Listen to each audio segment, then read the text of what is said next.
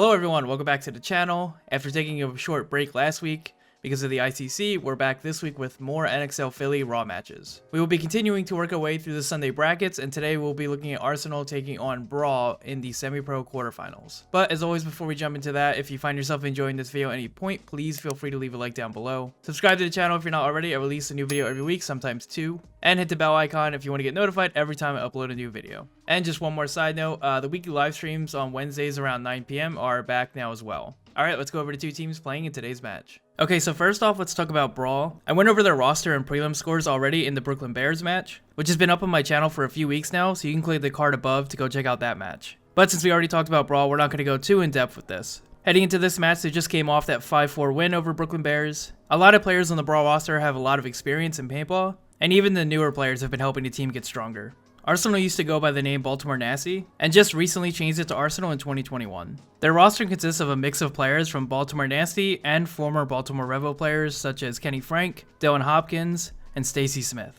The Baltimore Nasty camp was already a strong group of guys, but now with the addition of the former Revo players, that roster is easily one of the strongest in the semi-pro division. Arsenal played really well in the prelims, going 3-0-1. They beat Struggle Paintball and Drugs Frankfurt by 1 point, tied a strong Hurricanes team, and then beat Ralph Boys in their last prelim match. That 3-0-1 record gave them a bye into the quarterfinals. Alright, so like always, we're going to take a look at the NXL Philly layout. It's the same breakdown we've done the last few Philly videos, so if you've already seen this, feel free to skip it.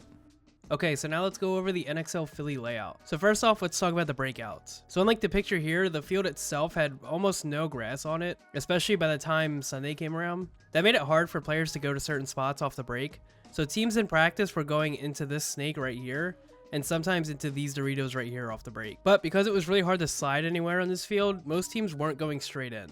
Another problem with this layout, and it being mainly just dirt, was that anytime you moved anywhere, there was a cloud of dust behind you. So even if you made it into the snake off break, there would be a giant dust cloud behind you so everybody knew where you were. And the same thing goes for anywhere else on the field. If you went D3 off break, there would be a cloud of dust and everybody knew where you were. So it was just a little bit harder to move around. So with that being said, I think most of the time we saw a home player, a D1 player. You could vary up this guy either going here or here, this position here, and then the snake side could really vary it up. I think most of the time I saw players going here. Once they got here, they would delay and go into the snake or go up to this wedge right here. But you could also send them to the corner and then straight up, or send them into the mini W right away if your snake guy wanted to risk that and then climb into the snake from there. But this seemed like a very general breakout for most teams. So if we take a look at the D side, there's no straight line down the D side until you get up to this D3. So it really became either the home's job, this bunker, or this bunker to really hold down that D guy. But if you were a D1 player and you got here off the break and got a kill early, you really could put these players in and just go down the field. And the same thing goes for the snake side as well. If you got the wide guy off the snake side, you were pretty much able to just fly down the snake. That's a pretty general rule for paintball layouts. If you kill the wide guy, that's the side that you push. But on this layout, that rule seemed very prominent. It still played really aggressive despite the field conditions, which was nice to see. But this layout could have been so much better if we had good playing conditions. But that's it for the layout, so we're going to jump into the Raw match, and I hope you guys enjoy the video.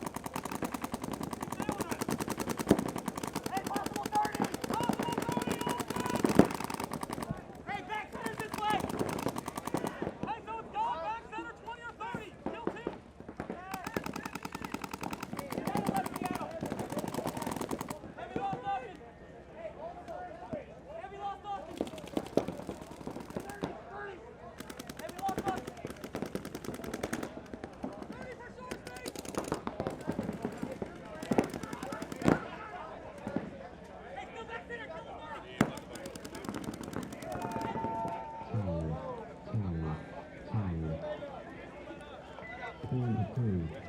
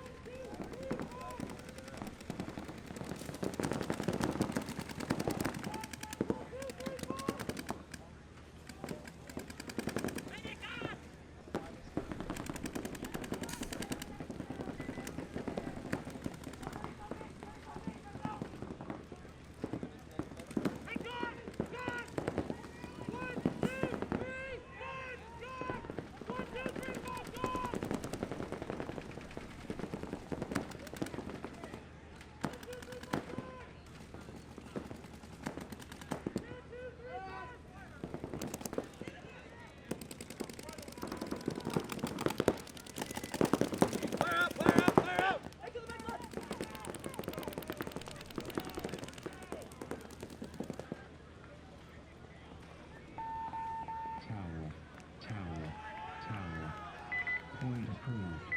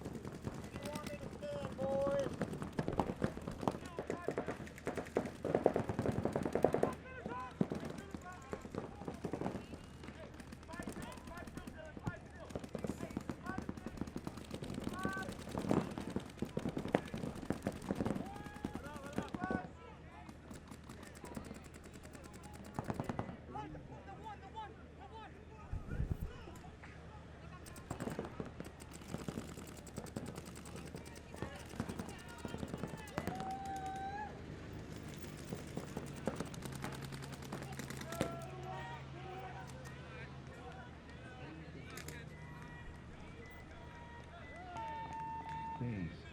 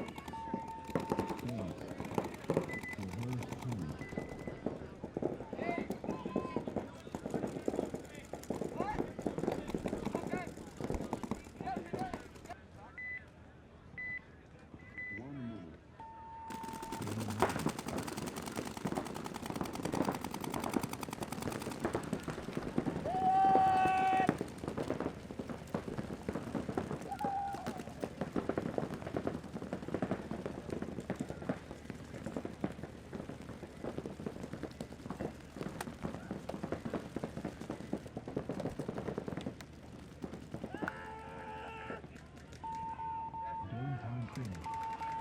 Game stopped. No points. Game finished.